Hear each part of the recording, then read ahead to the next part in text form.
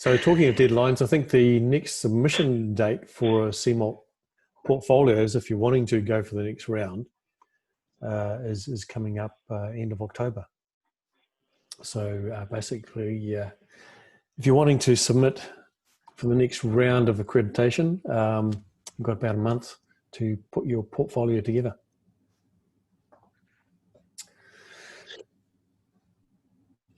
So a question from Keith in the chat: how often do submission dates come around? 3 times a year. So I think it's the 31st of October, 31st of January, and 31st of May.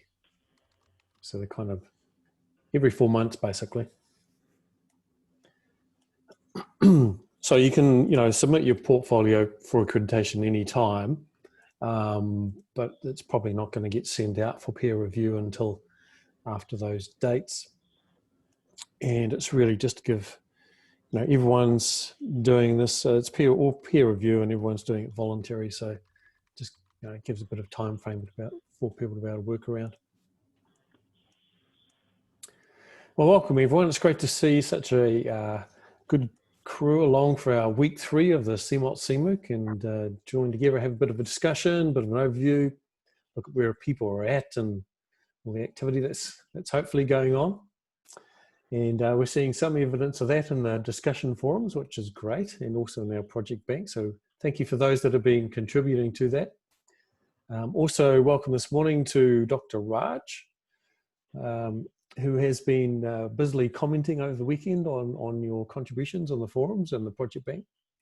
And Raj joins us having commuted all the way from the UK in the last few days, I think, just before the weekend, to South Australia. Do you want to introduce yourself, Raj? Yes, Tom. Good morning, everybody. Welcome. It's so nice to see all of you here. As Tom said, my name is Professor Raj. Today is my very first working day at Flinders University, and I'm working from the hotel. We are still in quarantining, so another almost 10 days to go. I'm extremely excited to be part of the CMOLT CMOOC because a few years back, I was in your shoes, and I'm really grateful for the support which I received as a part of my CMOLT portfolio. And I think it's a wonderful journey. It's such a wonderful reflective journey. I got to learn so much. And I think it's a wonderful way because a lot of us are so busy working, and that this is just a beautiful reflective time where you can almost cement all the learning and put that portfolio together. And I also had a chance to read through a lot of your work so far, and I'm really, really impressed and looking forward to contribute positively. And if any one of you want to also have a chat with me, Tom, or any one of us privately as well, we are very happy to do that. Over to you, Tom. Great, thanks, Raj. So just thought it would be useful to put a bit of a face to Raj, seeing as he's been quite active on the forum in the last few days, and so you know who that random person is. But Raj is a CMOLT holder, and holds a few other fellowships as well from, I think, HERDSA and Advanced HE as well. So let's, I'm just going to jump into screen sharing, do a little bit of overview of what's week 3, what are we doing, what are we exploring. So sharing my desktop here, and on the cmoltcmooc.wordpress.com, our hub, you can see I've just posted this morning the update to week 3. So the first week was really looking at your contextual statement, and that's really, I guess, putting your flag in the ground and saying why you're wanting to look at CMOLT accreditation. And it's, what are the key influences behind your practice or your research or your leadership in technology enhanced learning. And week 2, which was last week, was really looking at the first core part of a CMOLT portfolio, or at least the first part that's actually assessed. So the contextual statement's required, but is not actually assessed. So you don't get a mark for that. It's basically, complete. So week 2 is the first core part of the portfolio, which is exploring operational issues, sort of implementing technology enhanced learning. What is it? How do you go about it? What's your experience? What's the evidence that you're drawing upon, and your critical reflections around that? And we're not expecting you to, each week to have fully completed each part of this portfolio, but just get an idea of where to go, where to head, what you need to put into those, and get some feedback from this community and a bit of support around doing that as well. So now we're into week 3. So we're racing ahead in our 7 weeks. We're almost halfway there already. The first couple of weeks, there's a fair bit of sort of setup and getting your portfolio going if you haven't done it before, and just a lot of nuts and bolts, and particularly if you're wanting to get some feedback from this community, getting on board with some of the discussion forums and ways of communicating and collaborating as well. So hopefully by this week, it's starting to sort of come together a little bit more, get to that point of hopefully starting to make a bit more sense and getting into a bit of a groove, hopefully, as you find some time to do it. So week 3, exploring learning, teaching and assessment. And I guess this is probably the core area which most people would find perhaps the easiest to look at, and would probably have the most evidence that they'll be able to call upon quite quickly. I mean, learning, teaching and assessment is the core of what you're doing. Whether you're in a support role as an educational technologist, or whether you're on the front line as an academic, learning and teaching and assessment is core to what you do. So presumably you've got a fair bit of evidence you can draw upon to be able to put into your portfolio around that. And it's really just about how do you structure that if you're after a CMOD accreditation. So this week there's a few suggested activities to try to get people sort of collaborating and sharing. So the first one is a short survey around the Scholarship for Technology Enhanced Learning. So we did one in week 1, which is called the Post-PowerPoint Pedagogy for the 21st Century, and you can see some of the responses there. 16 people have responded. I'll put a link to the responses in the discussion forum if you want to check it out. But it's always interesting to see where people are at, give a bit of an idea of their prior experience, and where their focus is upon learning theories as well. So this week's survey, slightly different focus, more about technology enhanced learning as such and the scholarship behind it. So far 5 people have completed, so let's just have a quick skip down here. So we've got quite a number of people with decent experience so far, which is great. Looking at the types of publications that people have been involved in. So at this point, predominantly, well, the highest out there is the conference proceedings. You don't tend to get a lot of impact factor, unfortunately, from conference proceedings, but it's a great way of networking, great way of brainstorming ideas and really sort of nutting out an idea that you can take further into perhaps a book chapter or a journal article later. So Tom Worthington's noticed that no, there's no interpretive dance, although I'm sure Tom might have done some, but anyway. So what social networks do you utilize to publish your research? So just trying to sort of give people some ideas around how you can actually leverage social media and the types of social media that you can leverage to amplify your research. So, last week or the week before, we talked about using social media to sort of amplify your presence, but you can also use it to amplify your research impact as well. And the key ones that we're focusing on here are tracked via altmetrics. So Twitter generally comes up the highest in education. It seems to be the social network that educationalists get behind. It's quite interesting to perhaps do this something similar with your students, so like that visitor and resident map that we got you to do last week, and a few people shared that, and you'll probably see quite a difference as to the focus area. Facebook would be effectively 100% for your students, unless you have some conscientious Facebook objectors, which tends to be my role, except we use Facebook to troll our kids, but anyway. Interesting, not a whole lot around Mendeley. and none on YouTube. So perhaps people aren't aware that YouTube metadata is tracked via altmetrics. So if you put into the description of a video, say, of you being interviewed about a research paper that you've published, etc., you put into the metadata the DOI of the actual paper, that will get tracked through YouTube, through into impact factor via altmetrics. So what social networks do you have profiles on? Equal footing so far for ResearchGate and academia.edu. I do personally tend, well, although I've got both, I do tend to find that I get a lot more email spam from academia.edu than ResearchGate. And also there's Mendeley and Publons. So Publons is starting to get a little bit more awareness around it, but effectively Publons is a portfolio of your review, your professional review and editorial activity. So it's a useful one to have a Publons profile as a bit of evidence of your review editorial activity. And what online portfolios do you use for your research? So often people in the open question here actually talk about those because they read the next question.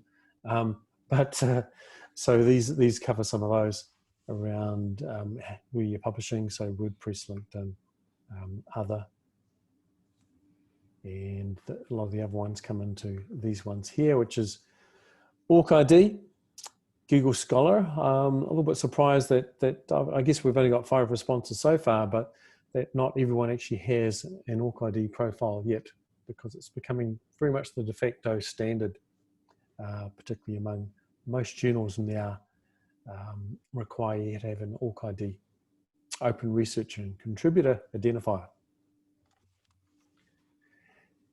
And then the bibliographical tools that people use. So once again, a little bit surprised. Normally EndNote is the highest one, but a lot more around Mendeley. That could be because perhaps we've got a fair number of University of Melbourne academics in this particular run through, and University of Melbourne has an institutional license for Mendeley, which is rather helpful.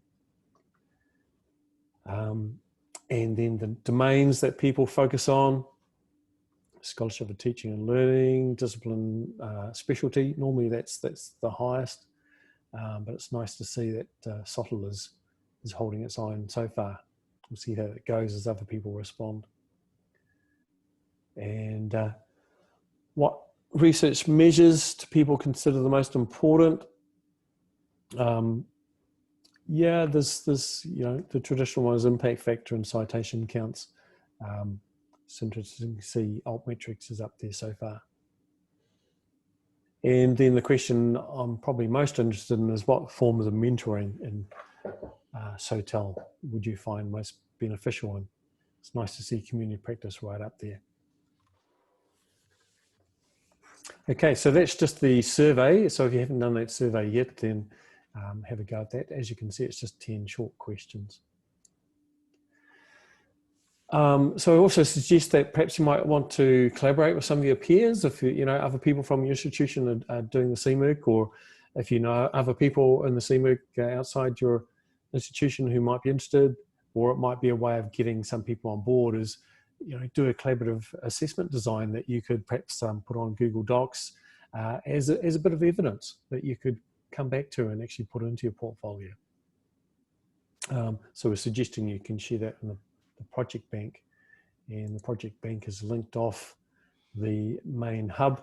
There's a link to the project bank, and you can see people have been submitting examples, work in progress examples from their portfolios here. And we've got a few in the learning, teaching and assessment. Next activity, well, obviously, is to join in this discussion forum on Zoom, which is right now. And then on our new P2 discussion forum, which we're exploring using. And it's good to see a fair bit of activity happening there. So we've got 32 so far people who've accepted the invite to the P2 discussion forum. Be really interested to see people's what they think about P2 as a discussion format. It's very new. And then finally, it was suggested that we could create a shared collaborative glossary on our Moodle forum. So we've done that around technology, because often we're talking about terms and people without so much experience have got what the heck you're talking about. So that's one way of facilitating that, is that creating this collaborative glossary of learning technology terms where people can share their expertise and knowledge. So another avenue for sharing as well. We've got too many entries there yet, but it'd be great for people to be able to put their wisdom into that shared glossary. So that's kind of the suggested activities for this week. Get you going, get you thinking, get you collaborating. What are we doing as far as what is this section of portfolio cover? Well, it kind of covers two areas. So the first is an understanding of teaching, learning, and or assessment processes. How do you provide evidence around that? And secondly, providing evidence of understanding your target learners, and your target learners may fall into a couple of different categories. If you're more in a support role, education technology role, then your target learners are probably going to be academics. And I guess for me, that's very much my target market, is that my students are effectively other academics. Whereas if you're an academic at the coalface teaching in a particular discipline, then your target learners are going to be your students. So there's going to be significant differences between the two there.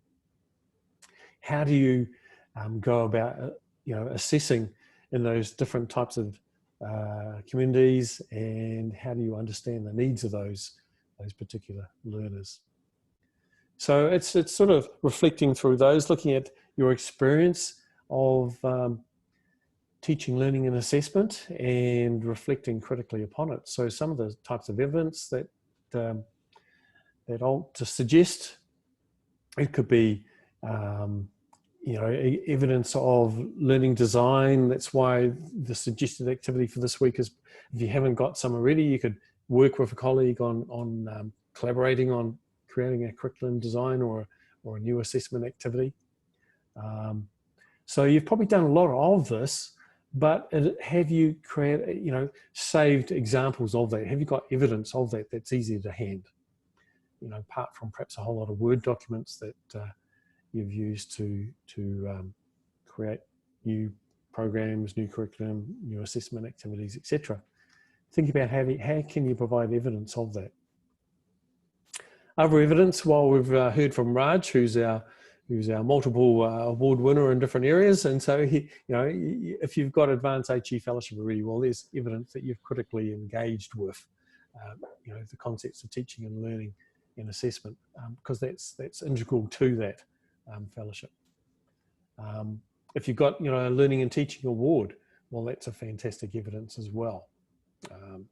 You can draw on all this sort of evidence. You don't have to have those, but that's just, if you do, then put links to those into this part of your portfolio as evidence. And then understanding your target learners. Well, how do you go about doing that? Well, this is probably an area that really should be built into any form of curriculum design. It's really about having a feedback loop, having a feedback from your learners. Are they actually on task? Do have you got opportunities for formative feedback for your learners, and how do you track that? And so I've just suggested, perhaps doing something at the start of a course, using a poll or a survey, maybe something in the middle of a course, so you're getting a bit of feedback from where your students are at. I mean, hopefully you're doing a lot more than that during a course. Hopefully it's every week or quite often. But significant points would be at the start, in the middle, and at the end of a course, getting some feedback, and whether that's formative or summative or both, providing evidence of that sort of feedback loop from your target learners. And I guess that's kind of a bit of why we've got you to do a couple of surveys as examples of how would you go about doing that. Well, there's a couple of surveys as very simple examples. So that's kind of where we're at for week 3. So I'm going to stop screen sharing and just open up the chat. Let's have a talk. Where are people at? Are there any issues that people are having? Is there anything that's not clear? Maybe people got some fantastic experience they'd like to share.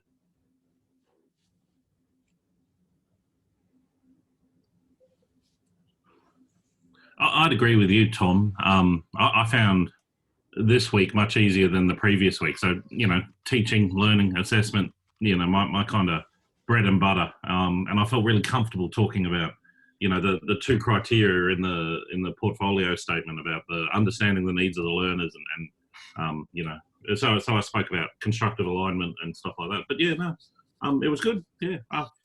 And I found that survey really interesting as well. Because I think I dabbled in Mendeley early on when it first came out. And I was inspired by that to go back and have another look. And it's come a long way, hasn't it? Yeah, it has actually. So, I've only been with the University of Melbourne since April, but in the past I've kind of looked at Mendeley and thought it would be really nice to have a collaborative, a co-curated, annotated bibliography, and you can do that via Mendeley. It's much nicer than EndNote for doing that. But the free version of Mendeley is pretty limited, and you've got very limited numbers of people you can invite into that. But if you've got a subscription like University of Melbourne does, that opens it right up. And so I've been starting to use that, and I think it can be quite a powerful little tool. And so creating annotated, collaborative libraries with my students, or as a research project, getting other people in a research team on board and sharing what's an appropriate paper that you've read recently that you can share, and what was the key thing about that paper. So it's a great way of doing that. But I think you're right too, Keith. You talked about the 2 areas that you really want to structure your portfolio according to those subheadings, just to make it easier for the assessors. They can follow through. They can see that you structured your portfolio according to, the core elements. If it's just perhaps a narrative, you can do that if you want, but then, the assessor's got to go through that and sort of tick off, is this meeting the 2 core areas that we need for this part of your portfolio? So it's just easy if you create those 2 headings and then sort of talk to them in your portfolio. So Julie, how are you going this week? Oh, Tom, I'm in catch-up mode this week. I was just exploring the USQ website to see whether we had access to Mendeley, but we don't. We're EndNote, so I'm going through the process of updating my EndNote and trying to get onto EndNote in the cloud. I've got to cross that bridge again because I lost my cloud access. So it's all ongoing, isn't it? Making sure you've got your I's dotted and your T's crossed. Yeah. And I think part of the key is just trying to think ahead. And, so everyone's doing really fantastic stuff. Well, hopefully most people are. But it's just providing evidence in that and sort of thinking, well, how do I curate that? How do I, I've done this fantastic project, but let's think ahead and let's create an archive of that somehow. And if that's online, then it's easy to link to that, you see. So that's why I really like tools like Twitter. For me, is a great way of providing evidence and impact, because you've got all the stats analysis from Twitter.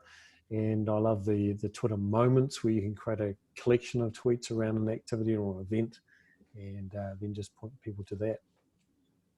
So I've actually got a question about that, Tom, because obviously, and maybe this is for Raj as well, because he's done both. I mean, the HEA one is very much prose, right? It's very much a bit of Word document, and it's got all the evidence in it. Whereas CMALT, they seem to want to do they want you to do something online. Does that imply that CMALT is expecting something a little bit more interactive? You mentioned, for example, there just then, embedding some tweets in the middle of one of your posts. Is that kind of what they're expecting, or did the CMALT portfolio still tend to be more just sort of narrative prose?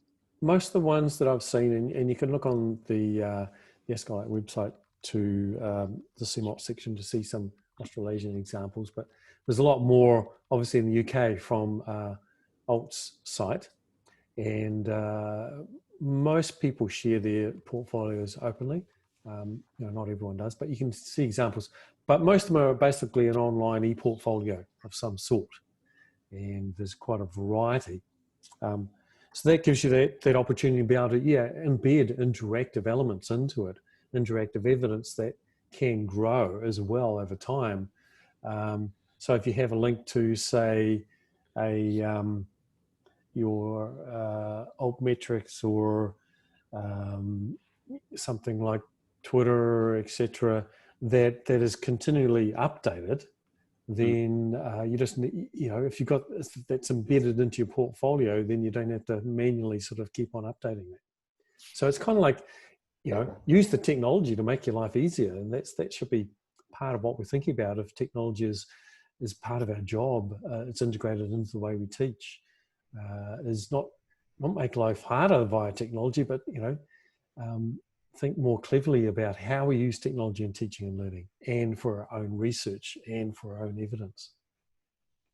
So yeah, it is quite a different type of portfolio compared to an HEA portfolio, which, as you say, Michael, is much more of a reflective narrative. CMOT ones are much more focused on the evidence, and you need to provide that evidence. If you don't, then you're not going to get your accreditation. But the key is always the critical reflection on that experience, and what was the impact on your practice, the impact on your learners, impact on research, etc. So if I can just pitch in here, Tom, my two other fellowships, the HEA and the HERDSA, they both were, of course, a standard Word document portfolio.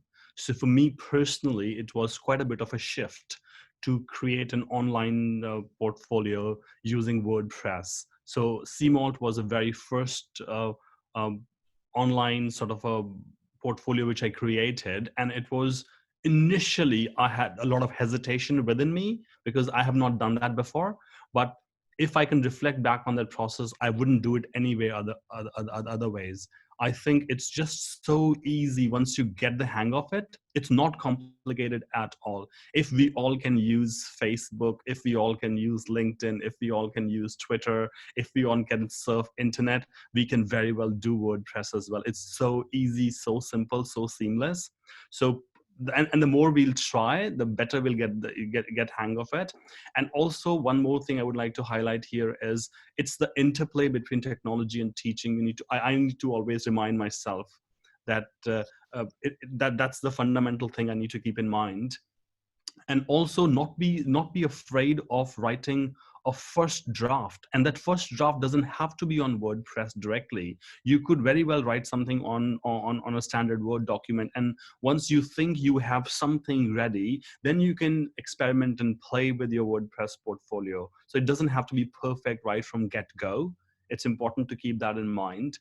And also everybody's talking about how core area 2 learning, teaching, assessment is like, it's within our domain. But for me personally, this was very challenging because there was so much to put in, and of course we have a word limit to it. So what helped me personally was to have someone with whom you can brainstorm some ideas, or you could just sit by yourself, use a little paper and pen and scribble down all sort of things, and then reflect on it, which will give you a little bit of a narrative or a story to embed properly. So I think these are a few of the pointers.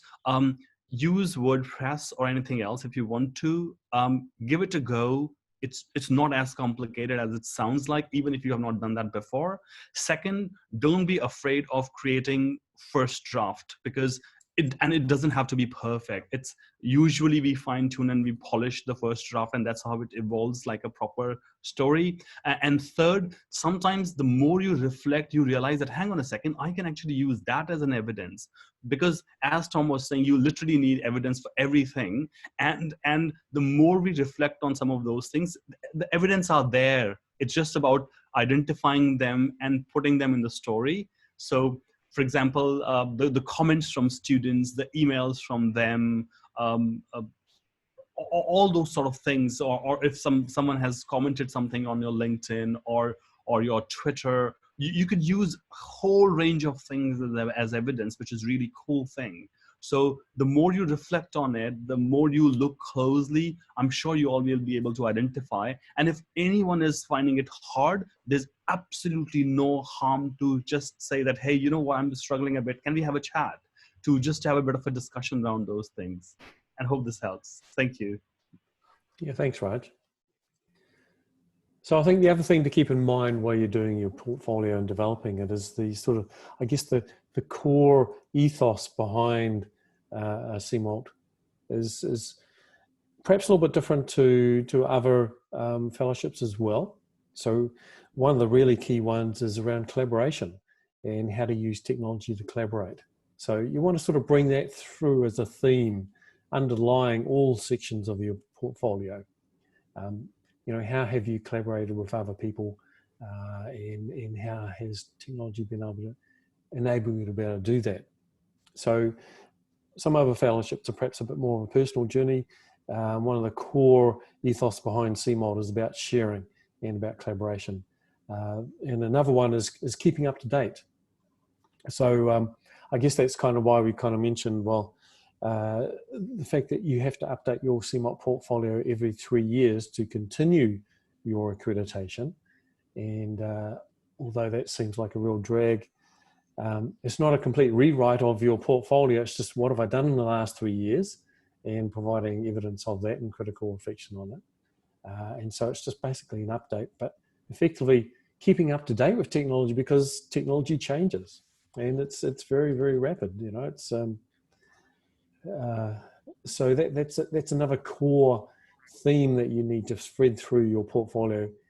How do you keep up to date with technology in teaching and learning?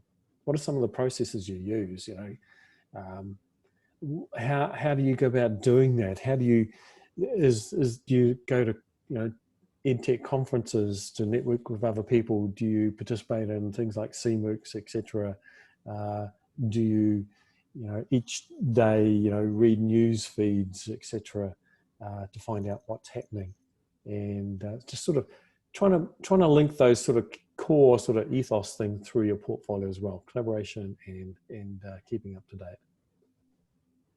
And I should also just add on to that some of these things can be unknown territory for some of us. For example, Twitter for me 2.5 years back was such an unknown thing, and it was such a new territory which Tom encouraged me to experiment with. And now I've got more than 4,000 followers, and I think I've gained so much out of Twitter, new connections. A lot has happened through that. So I think we don't have to dive into everything. You can choose one or two things you think can potentially help you. And then it's just a matter of constantly trying to use it or make the best of it. And a lot of meaningful things can come out of those things as well. So don't be afraid of trying those things out as well. Yeah, so I guess that's a good point, Raj, is you don't have to do everything. And it's about choosing what works for you in your particular context. And in some ways, that's kind of sort of looking back at that concept of the visitor and resident map. You look at where is your activity? What tools and what domains are you really, really active in, and how can you feed those? And perhaps there's some areas that you're not active in, you're a visitor, but it might be good to explore some of those and bring them into a more active domain.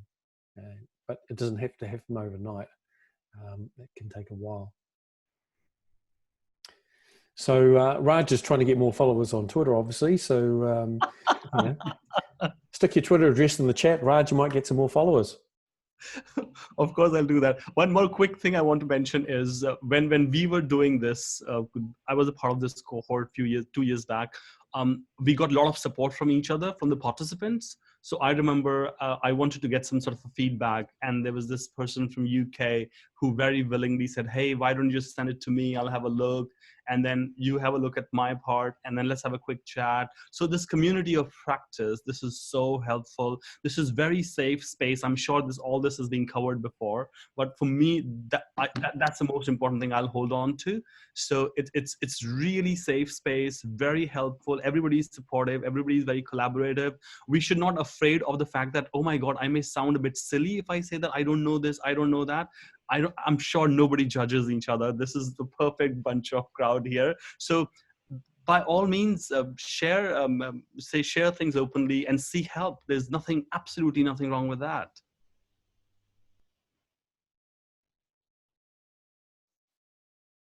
So we're still waiting for you to put your Twitter handle in the chat there, Raj.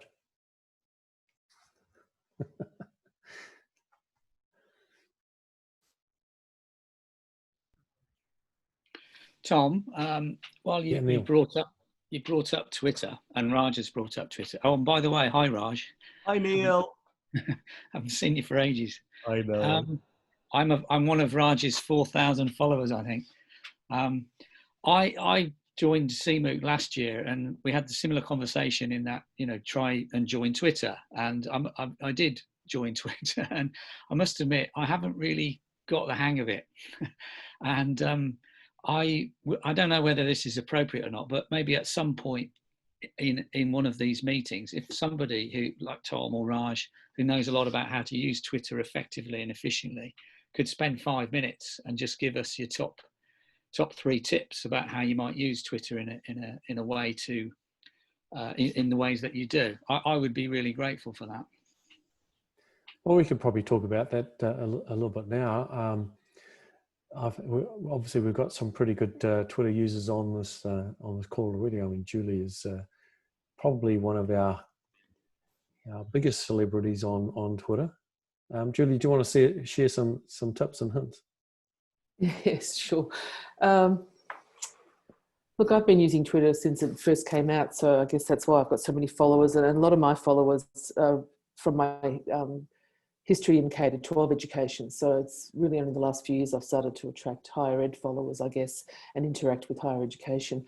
But yeah, I've just put a comment in the chat there. It only makes sense when you start using hashtags, because those hashtags bring together the communities. So, our CMOLT hashtag, CMOLT CMOOC, brings together that community. And you'll have other hashtags for the things that you do, the work that you do. Or I've got one hashtag, the global educator, that I use. I've got another one, hashtag flat connections. Global ed chat is another one. I use Twitter. I also use TweetDeck. I have TweetDeck open. Sometimes I have to close it because it gets too distracting, of course. So, close it down when you're too busy. But it's using TweetDeck and using, following different people and following hashtags really makes sense, because it's Twitter is about communities. It's about conversations. And it's not just about what you've got to say, it's about what you've got to say in relation to other people. So it's the interactivity, it's the sharing forward, and it's the acknowledgement of other people's ideas and collaborations. I think that's where it's really important.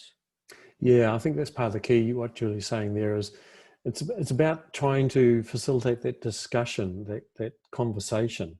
And how do you do that on Twitter when it's such small number of characters, and I guess you don't necessarily learn that until you pick that up from other people. So one way to indicate that your tweet is a discussion, it's part of a conversation, is to put the other people's Twitter username into that tweet. So if I was having a Twitter discussion with Julie, I'd put her Twitter name into the tweet. It becomes a little bit difficult when you're having a conversation with a large number of people, because you start using up all your characters just with the usernames. Yeah, it's because it's asynchronous, people can take tweets out of context and turn them into something they were never meant to be. So it's really trying to flag what's the context behind that tweet. One way to do that is with a hashtag, so that's indicating to people that it's about whatever that hashtag is about as a topic. And then who's in that conversation. Well, that's about the people that you're putting their usernames into that tweet as well. I think for people who are relatively new to Twitter and want to experiment, we could probably do something really easy and gentle them into it by, for example, every time we have these CMOL CMOOCs, we can all say that, how about we all tweet about it and talk about one or two most important things that we have learned from that discussion, and very briefly mention them, and the others can then retweet or comment on them. So that way it can ease people into it as well. Yep. And Tom, you wanted to share something? Oh, yes. I was just going to say I use Twitter in a more pragmatic way, where if I write or I'm writing a paper or something, I will have in my own blog my large pontification on the subject, and then I'll do a short version for Twitter and Facebook and other places, essentially inviting people to go and read it, and then that might start a discussion. But I don't set out to compose a tweet as a separate thing. It's just a part of the package. Yeah, I agree. I think Twitter is part of your toolkit, and it's how you integrate it into everything else, because by itself, it doesn't necessarily make a whole lot of sense. And you can't say too much in a tweet.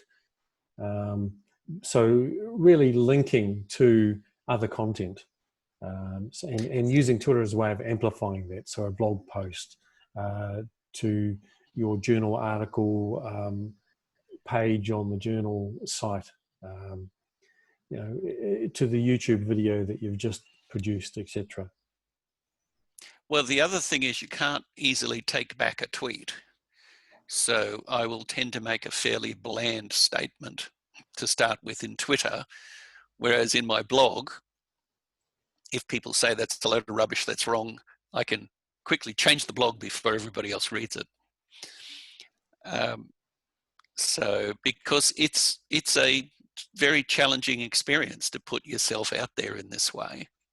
Yeah, it's very public, so that's a key thing. Yeah, and thanks for reminding us about that, Tom. Is that it's you're tweeting out into the world, into the public, and that's why you need to really heavily signpost what it is and why that you're saying that. Unless your name's Donald, of course, but.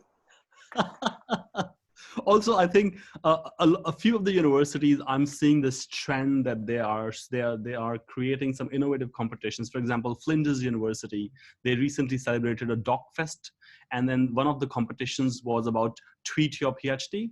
So all the PhD students were encouraged to tweet about their PhD research, and then they had a winner as well. So I think it requires a lot of thinking on your feet as well. That because the characters are very limited, you have to come up with something really creative and nice. So it just adds and it sharpens some of your skills as well, I think. So for me personally, that was quite adventurous and nice. And also it has a lot of other functions, like you can private message people, the people you admire, you like their work, you can then get in touch with them. So for me, networking wise, also Twitter was very, very helpful. You could chat with different people and learn from them and be involved, and that could spark a lot of other collaboration and a lot of other things as well. I think for myself, Twitter really didn't make sense until I used it on my smartphone, and then it kind of came to life because suddenly you've got a way of bringing in a whole lot of experience into that tweet, because you've got your camera, you've got your GPS position if you want to add that. You've got all the links to all the perhaps stuff you've been surfing on your web browser on your phone, instantly accessible about a tweet, etc. And so be able to tweet in the moment during an event, for me, it just kind of came alive on my phone. It didn't make too much sense to me to start with on a desktop, but as a mobile tool of being able to share an experience during that experience in a rapid way, that's when it started making sense for me. You should try live blogging. So at some events, when the speaker gets up, I start blogging and I have to send it before they stop speaking. Yeah, we've had a lot of fun with Twitter streams live and during some events. You've got to be careful with that because it can go horrendously wrong. If someone says something naff by mistake and then they get pulled up by it live with a Twitter stream right next to them, and that can be very embarrassing. So it does require a bit of moderation, someone perhaps looking after the tweet stream, and I guess having some sort of ground rules if you're going to do it live like that. No flaming, just try to be positive if you can, etc. Yeah, live tweeting. We were doing that when Twitter first came out, 2008, 2009, over at the ISTE conference in the USA. And we found out very quickly not to put it up on the whiteboard, and because of some of the comments that were coming through. I just remember one particular session where we just went, oh my goodness, what have we done? And we never did that again. Some of the people I was working with over there with the ISTE conference. So you've got to be really careful, as Tom says. I'm not a big fan of live tweet chats. I just don't really find them that useful, but I do use Twitter hashtags with all of my classes, my university classes. The hashtag is the course or subject code. And so my students are always expected to tweet. I can't mandate it. And there are always some students who never tweet, but those that do have that community, online community, and we interact with each other across the 12 to 14 weeks. Very useful. Yeah, I think that's another good tip there, Julie, is using hashtag that's appropriate for the course, and often the course code. Like I did one with my last course, was #edu 90970. And part of the reason for that is because, course codes are so naff, no one else is going to want to follow them anyway because they're really boring. But also they're relatively unique. And that's the thing with hashtags, is you can't you can't stop anyone else from using your hashtag as well. So it's out there in the public domain.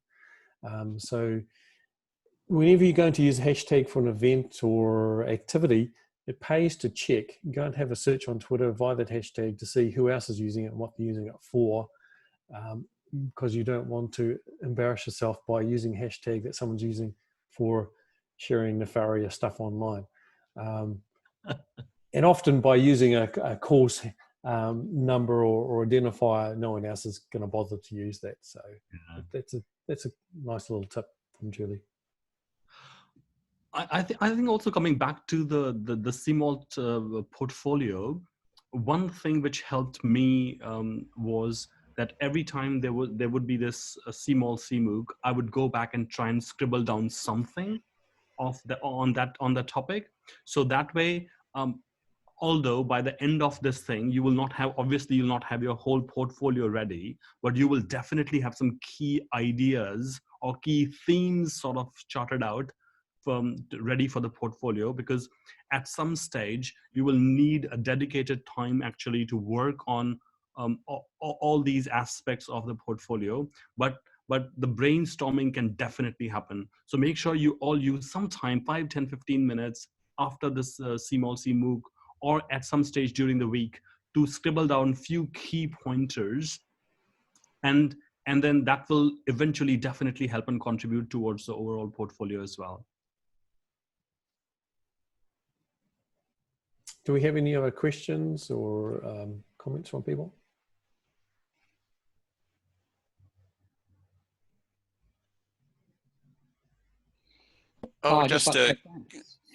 Sorry, Tom. I started that by asking about Twitter. So there are lots of great tips there. So I just want to say thank you.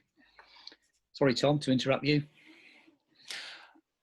Oh, I was just going to caution about encouraging students to tweet, especially with international students. Keep in mind that if you ask them to express their opinion, it could get them arrested or in some cases executed. when they get home, becoming an increasing problem with international students in Australia from some countries. So I never invite my students to express an opinion on a public website. And even on our internal websites, I have to assume that national governments are hacking into those systems. Yeah, good points, Tom. So you got to think through all those sorts of issues and, you know, keep people safe as well. But even just simple things like choosing a hashtag and what does it mean in perhaps another language? So we had a clever project a few years ago, and it was about mobile learning and collaborating across about 5 different countries. And so we thought, well, a cool hashtag would be Moko360, because we were exploring virtual reality, and, you know, the MO for mobile, the CO for collaboration. But then, of course, you know, we didn't realize that one of our groups that's collaborating with speaks Spanish, because they're in Colombia, and Moko in Spanish means snot. So it was kind of, oh, okay, unfortunate name for a hashtag. But yeah, just kind of think through some of the wider implications as well.